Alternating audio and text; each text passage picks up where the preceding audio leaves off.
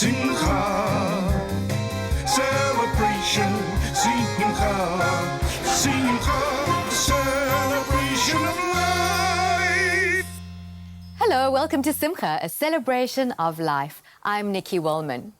Over the Women's Day long weekend, members of the Jewish and wider community in Kimberley gathered together for a special program of events marking the 110th anniversary of the congregation's synagogue.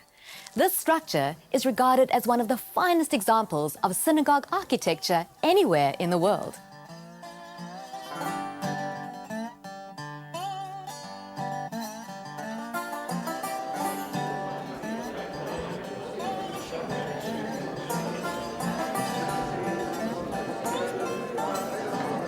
Good evening, friends. I address you all as friends of the Drickberland West Hebrew congregation because your presence here tonight to celebrate this 110th anniversary of the opening of our beautiful Memorial Road Synagogue on the 14th of September 1902 by G.H. Bonus, that signifies your friendship. This weekend is something that our very small community has been looking very forward to. And our leader, our backbone of this community, Barney Horwitz, has really gone to a lot of trouble to put this together. In fact, a year ago, he was already warning everybody to keep this weekend ready. And it is something exciting to think that we're going to have so many people. This is really a wonderful occasion. Normally, when I speak, I have an audience of 3 or 4. And a very august audience because it encompasses the trustee, Arnold Roth, the chairman, and the committee member. So, to have a large gathering of this nature is quite daunting. It was the brainchild of Reb Moshe Silberhoft to combine the African Jewish Congress celebration with this 110th anniversary. We were just going to have a little supper. And it was great because it brings a lot of people to Kimberley and a lot of the old Kimberley people back here for the celebration starting tonight at the art gallery. And from there, there's a Jewish artifacts display on show this evening. And that won't be the only antique stuff on display. There'll be a couple of us moving around as well. Well, I always think that large communities don't need a lot of assistance, particularly, or motivation, because they've got it all around them.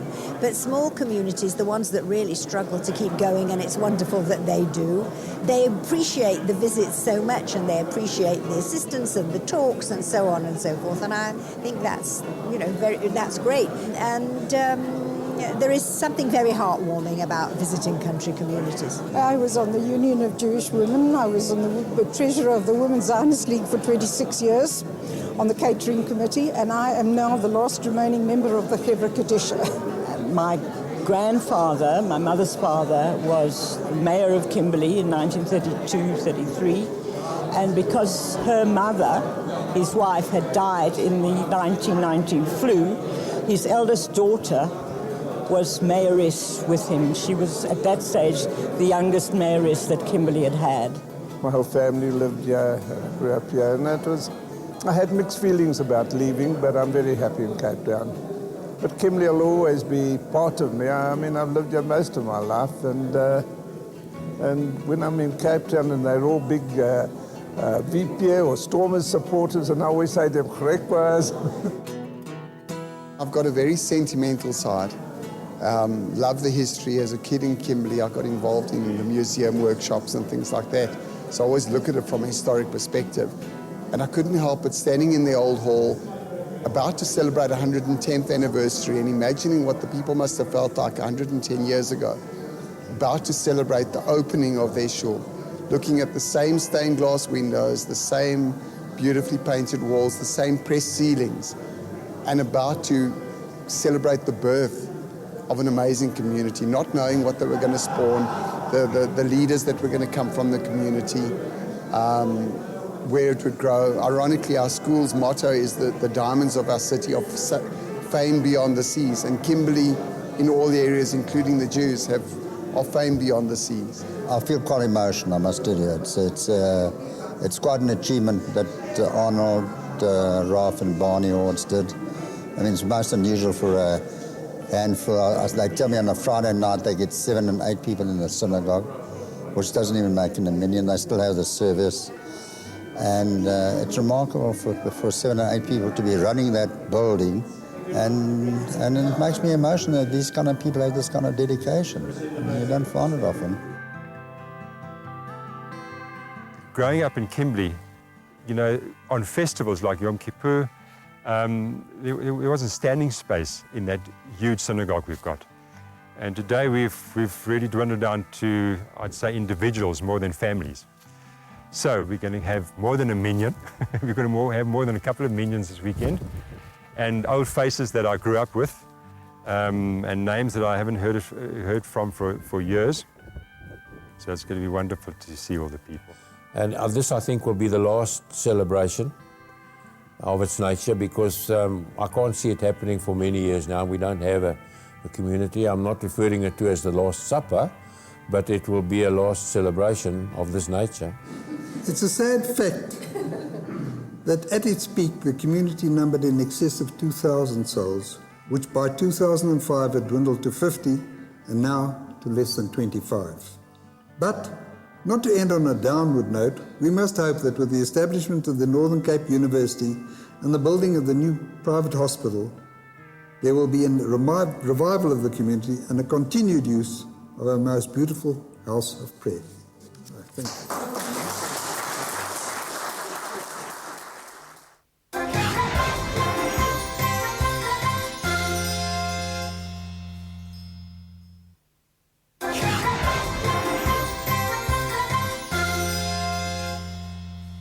Kimberley, the famed Diamond City in South Africa, has an extraordinary history, and the Jews have been part of it from the very beginning. The Griqualand West Hebrew congregation was founded in 1871 and is the third oldest still existing Jewish congregation in the country, behind Cape Town and Port Elizabeth.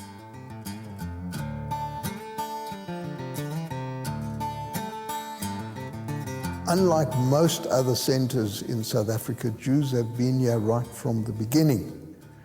And it is quite interesting that they have been closely associated with the discovery of diamonds in the first place in 1867, and then with the development of the whole diamond mining industry in this part of the world. And it is from that moment on that Jewish settlement started in earnest in South Africa as a whole. Between 1867 and 1914, the Jewish community in South Africa increased from 4,000 to 40,000, and a good percentage of those ended up on the diamond fields in Kimberley. And then in 1873, the Griqualand West Hebrew congregation was inaugurated, and they got a piece of ground where Rhodes's equestrian statue now stands, and they built what they called at the time the Tin Temple, and they had a community that could hold 250 people. And it was swapped for a bigger piece of ground. It was the late Ernest Oppenheimer and the members of the community at that stage who arranged the swap for the present site of the shul. And they wanted to erect a monument to Cecil John Rhodes outside where he always used to tether his horse. And that is why we are in our present site now in Memorial Road, where it's been since 1901. It was designed by the architect Greitbach. It's what's known as Byzantine in styling, modeled, I believe, very closely on a synagogue in Venice in Italy. The Aron Kodesh appears to have been made of marble, but in fact it's paint. And they were very fortunate at the time. There was an Italian artist in Kimberley when this was done, and he painted it to look like Italian marble. And you'll look at the columns, you'll see they're all made by McFarlane's in Scotland. The stained glass windows were done locally. They were also, a specific type of glass was used at the time that they imported from overseas. And there's a memorial tablet in the entrance to the shul, donated by Mendelssohn, Sidney Mendelssohn. And it's all the people who fell in the Boer War, the Jews who fell in the Boer War, whether they came on the British side or on the Boer side, because they fought on both sides, and whether they came from South Africa or from overseas. This was a complete list, as far as we know, of people, of the Jews that fell in the Boer War. We have services every Friday evening, and a few of us daven on a Saturday morning. We observe all the festivals, and for the high holy days in September, October, we normally bring down a cantor and about 5 or 6 other people to ensure that there is a minyan. And it's a very special place to be over Rosh Hashanah, Yom Kippur. Originally there was Reverend Albu was in charge, was the first appointed Rav for the shul. And then subsequently there was Mendelssohn, and Reverend Harris Isaacs came out. And he's responsible for the making of a school in Stockdale Street. And he served, I think, for just over 30 years on the school board of Kimberley. There was so much camaraderie, and we had Jewish kids at all the schools. And I particularly went to Christian Brothers College. And that was a very wise choice from my parents' side compared to going to Boys High. And I'll tell you why.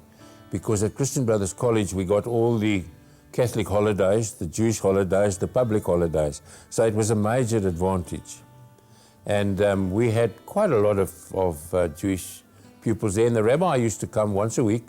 When everybody else had catechism, we had our time for doing religious studies. And the Christian Brothers were wonderful. They were wonderful to all the religious denominations.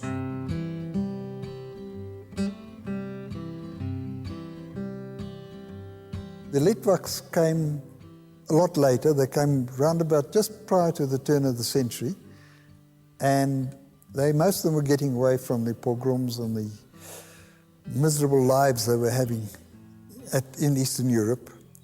And of course, they weren't considered the same standard as the German and British Jews, English Jews, and they were known as the Greeners. In reality, the Anglophone Jews would probably be very much in the Reform mold that we know today, whereas the Litvak Jews from Eastern Europe were strictly Orthodox. And they didn't live well together in one synagogue. And so what happened was there was a little bit of a disagreement in shul on the Bema, and the Lithuanian Jews decided to start their own synagogue, which they then did.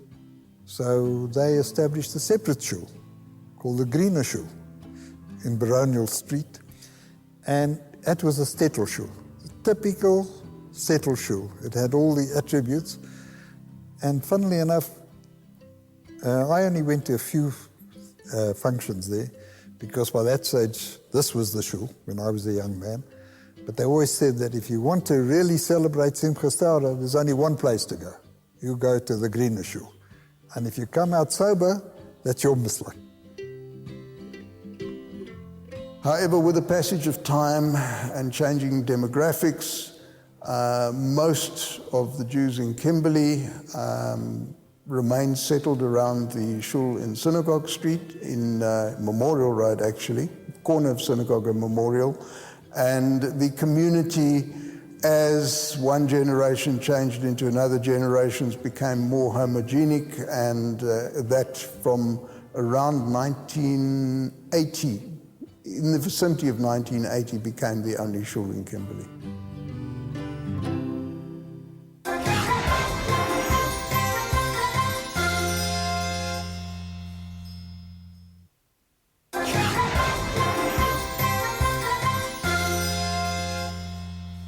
even though the Kimberley Jewish community is dwindling in numbers, one will still find hope and Yiddishkeit amongst its people, keeping the Jewish traditions and mitzvot alive. This includes maintaining the Jewish cemetery and the Chevra Kadisha.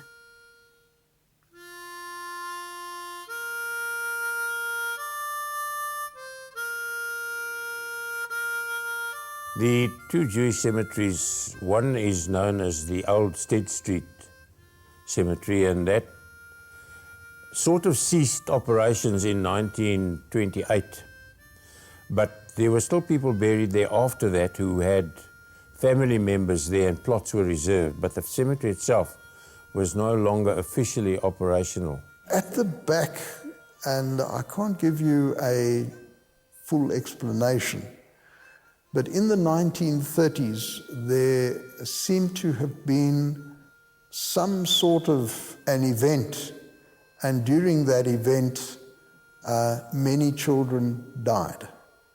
And they are all buried right at the back of the cemetery, and if you visit their graves, you'll see that they vary in age from 1 to 5 or 6 years maximum. So a very tragic time. There's no recorded reason why they all died, but they are there. There are about 5 or 6 children all in a row. And then we moved to what we call the new cemetery in Green Street, West End, which is where all the municipal cemeteries are. And that's now, until present day, the cemetery that we use. The Holocaust Memorial that we put up in the early 1980s is in the form of a menorah, but it has 6 candles. 1 candle representing each million who perished in the Shoah. And we erected this monument, and for no explicable reason, it fell. And it's made out of granite, and it broke into exactly 6 pieces. For many years, we kept the 6 pieces, but we don't have them anymore. And we re-erected an exact replica, and that replica is still standing. The Chevra Kadisha, as such, I don't have to tell you that it's a task that Jews take on because it's a mitzvah to be able to provide the last rites to your fellow man. Not everybody can do this. It's not for them. But those that can, it's an absolute mitzvah. So it's very tragic for us because we know everybody so intimately. And particularly if you're now an organization that only works on your own people that have parted, we don't have anybody else handle it. We handle from the moment someone passes on to the moment they are buried. And it's emotional for all of us on the Chevra Kadisha, and it's difficult. So sometimes we make light of moments in a respectful way. For example, we've worked out a motto for the Chevra Kadisha, and our motto is, "We'll be the last to let you down." And because of the tragic circumstances with the congregation diminishing, we only have 2 or 3 of us left that serve on the Chevra Kadisha. So we're virtually working with a skeleton staff.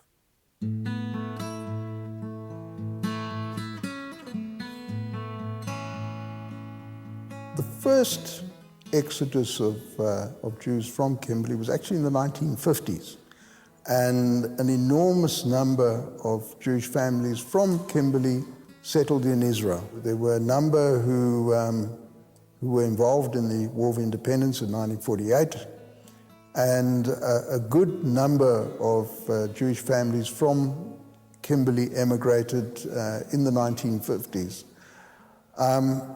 With the political uncertainty that came in the 1980s, we saw a second wave of immigration, but at the same time we also saw the natural urbanization trend. And subsequently, as inevitably happens, the children, the first generation, became doctors and lawyers, and they in turn, their children became professionals, and with the professionals, they left Kimberley.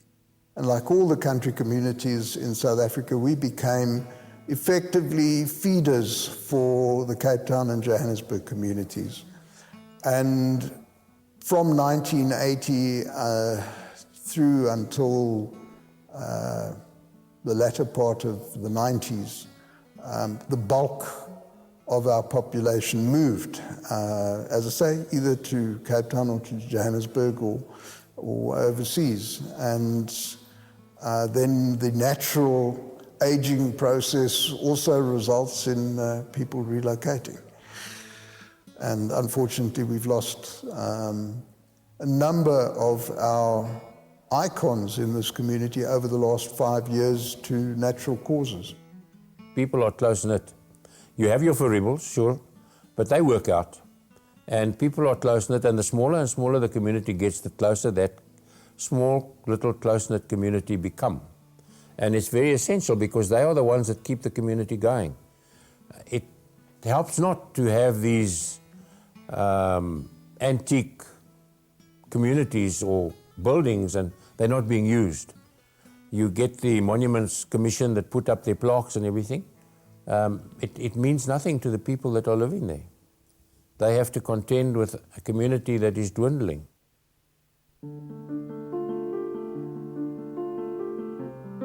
It's my belief that people that are remaining in the small communities that are willing to continue that community in whatever form it may take, that deep-rooted Jewishness and conscientiousness comes both from their home, from their upbringing, but more importantly, I believe that it comes from their interaction with the wider community. And people say to them, oh, you the chairman, or you how many Jews are left, or the Jews were prominent, etc. And that keeps people, I wouldn't like to say on their toes, but it keeps them conscientious and keeps them active and involved. Well, I have no intentions of leaving if, all going well, and I prefer to be optimistic about the future. And I think that as long as people get on well with each other and respect each other, I would like to live here. I can't think of anywhere better to live, actually.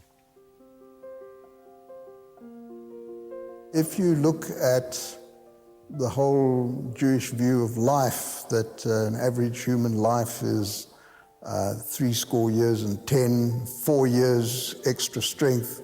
By the time you're 90, you bowed, and when you're 100, you're virtually out. Now, if you look at the lifespans of communities, they follow the same lifespan. When they've been around for about 30 or 40 years, they're generally at a peak. And average South African community, 70 years is a good lifespan. We're still here after 110, and we're not bowed and we're not out, but we're very small. There's an expression which is probably used on many places, but is particularly apt as far as Kimberley is concerned. And I've heard it a dozen times said, in all honesty, you cry when you come, but you cry harder when you leave.